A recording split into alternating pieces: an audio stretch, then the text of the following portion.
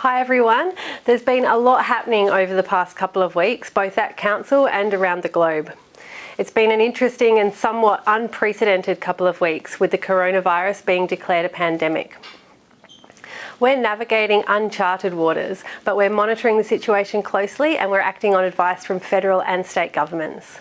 So please keep an eye on our website and Facebook page for information about what Council is doing and any services that may be affected. Our priority is, of course, everyone's health and well-being. So for more information on the virus, please call the Coronavirus Health Information Line on 1800 020 080 or visit sahealth.sa.gov.au/COVID-19. This week, I was particularly excited to announce that we've joined forces with neighbouring councils, Holdfast Bay and Marion Council, to build a new recycling facility right here in Adelaide's southern suburbs. The facility will be built through our joint subsidiary, the Southern Region Waste Resource Authority, also known as SWARA. The plant will be located at SWARA's existing Seaford Heights Resource Recovery and Landfill site and is expected to be operational next year. This is a huge win for our environment and for our local economy. We'll be able to process around 30,000 tonnes of recyclable materials each year. The initiative will help the region move towards a circular economy by enabling recyclables to be reprocessed and manufactured locally, creating at least 20 full-time equivalent jobs at the new plant.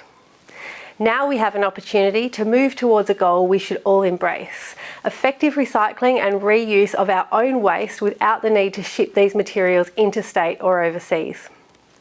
The added efficiencies delivered by our new processing plant will significantly reduce our waste service and processing costs, which of course is great news for our ratepayers.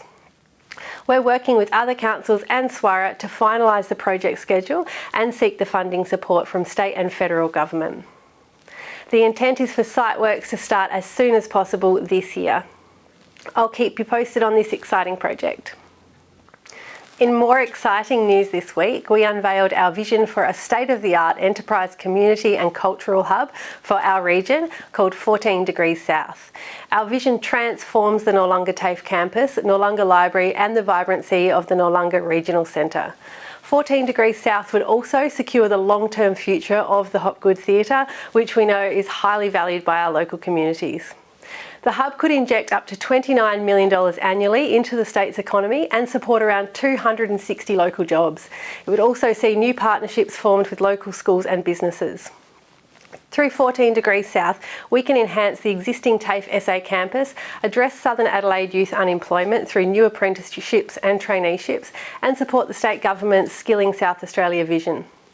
There would be a focus on growth sectors and industries such as defence, mining, space, cybersecurity, circular economies, hospitality and tourism, STEM and EV automotive. The hub would also become a regional satellite for the state government's Lot 14 project located on the former Royal Adelaide Hospital site. We'll now be seeking investment from the government and industry to hopefully bring this exciting vision to life.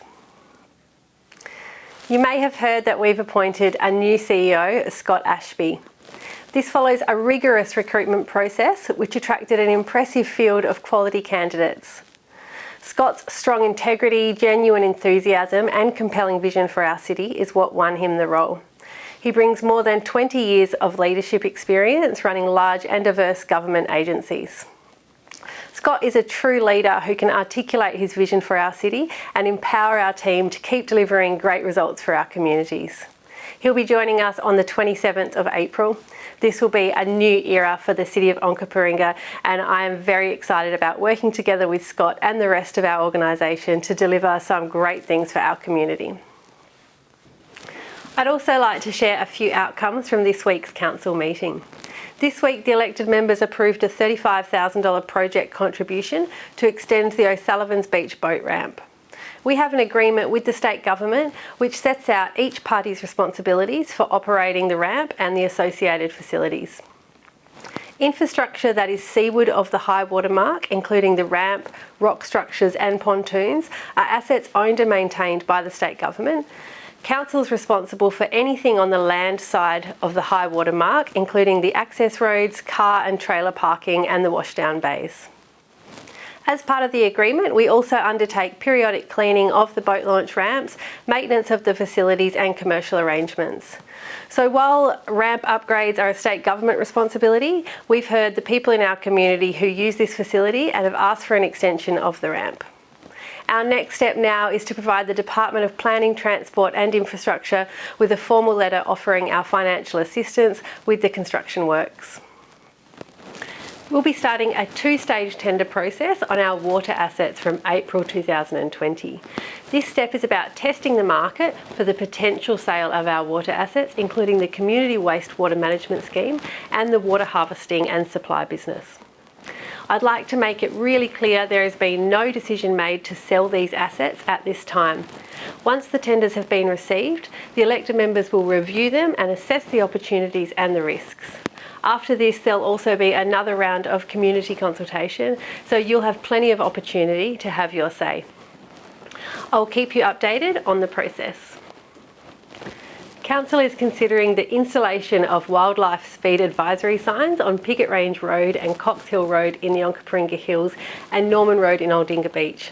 They would be installed for a 3-month trial to raise awareness about the wildlife in the area and reduce the likelihood of vehicles injuring or killing our wildlife. I've received a few comments about this via Facebook, including some really great suggestions to trial new innovative electronic devices along the road. These work by detecting the headlights of oncoming vehicles at night and emitting a sound with flashing lights to deter animals from entering the roadway. This virtual fencing is being used in Tasmania and Queensland and is typically installed in a zigzag pattern on alternating sides of the roads in intervals. Thank you to those of you here on Facebook that made this fantastic suggestion. We'll be working with our local communities to establish support for investigating a trial of this technology. In March 2019, Council undertook signage upgrades at Aldinga Beach and Sellicks Beach to improve protection of the coast and manage vehicle access. Over the past 18 months, we've also undertaken coastal inspections and monitoring at Sellicks Beach, Aldinga Beach and Moana. The key findings are available in the 17th of March Council agenda. We have no intention of changing the existing bylaws on vehicle access on beaches or increasing their restrictions. The next step for us is to workshop strategies that will aim to reduce the impact of vehicle access on the protected areas of our foreshore. These strategies will be brought to the community for feedback and discussion. For more on this and any of the items I've discussed, head to our website at onkaparingacity.com and follow us on Facebook. Until next time, stay safe and take care of each other, and thanks for watching.